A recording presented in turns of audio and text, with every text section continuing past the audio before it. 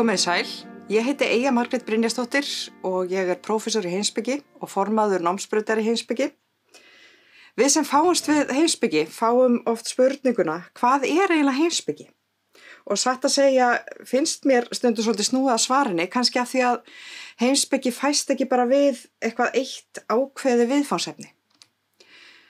Það má segja að heimspeki feli í sér að kljást við ýmsar grundvallarspurningar veruleikann, lífið og tilveruna.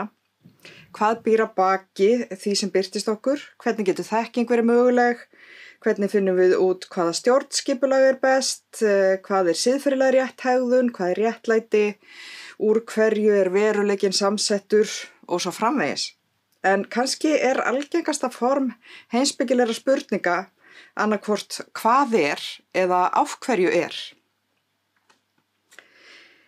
Heimspeki felur í sér ákveðnar aðferðir til að eiga við svona erfiðar spurningar og nemendur sem eru þjálfaðir í heimspekinámi fá þá þjálfun í þessu, eins og að hugsa og skrifa skýrt, lesa nákvæmlega, rökræða málefni og efla skilning og samhengi.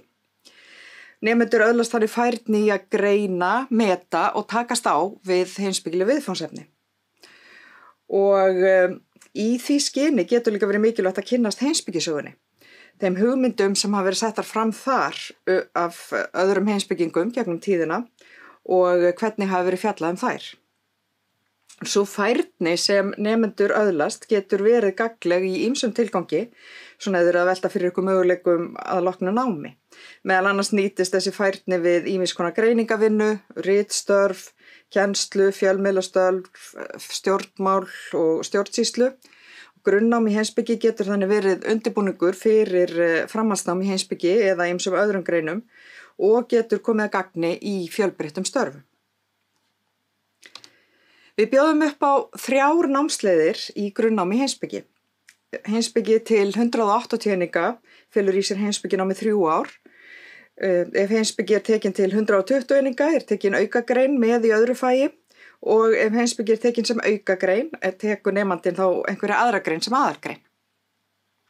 Aðgangskröfurnar eru þær sömu og í flest annað nám við Háskóla Íslands, stúdentspróf eða annað framhaldsskólapróf með þeim skilyrðum sem duga til háskólanáms. Heimspekinámið skiptist í 4 hluta. Það eru skyldunámskeið sem fel í sér almennan og sögulegan inngang að heimspeki og helstu undirsviðum hennar.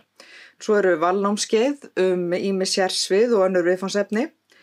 Og svo eru málstofur sem fjalla oft sértæk viðfangsefni sem eru gjarnan tengd rannsóknum viðkomandi kennara og svo frjálst val upp að vissu marki.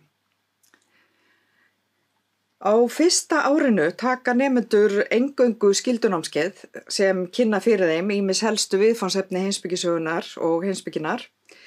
Annað árið svo blanda af skyldunámskeiðum og valnámskeiðum og þriðja árið taka nemendur einvörðungu valnámskeið af ýmsum toga. Og hér eru nokkur dæmi valnámskeið sem eru reglulega í boði ýmist árlega eða annarkvert ár. Listheimspeki, hugmyndasaga 19. og 20. aldar, heimspeki og kvikmyndir, femínísk heimspeki, stjórnmálaheimspeki samtímans og inngangur að heimspeki Asíu.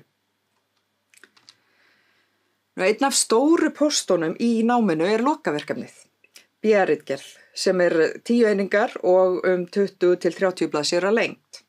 Í BA-ritgerð velur nemandi sér viðfangsefni í samráði við leiðbeinanda, til dæmis ákveðið heimspekilegt vandamál eða túlkun á verkum einhvers heimspekings.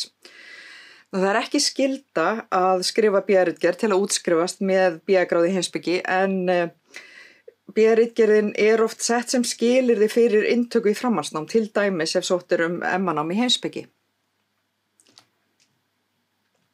Ýmsar leiðir eru færar til að finna meiri upplýsingar heimspekinám við HÍ.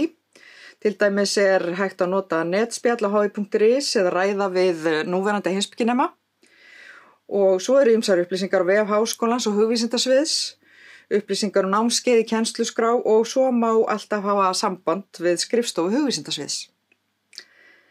Ég vona að þið séuð einhverju nær heimspekinámið eftir þessa kynningu og að ég sjá ykkur sem flest í náminu í haust.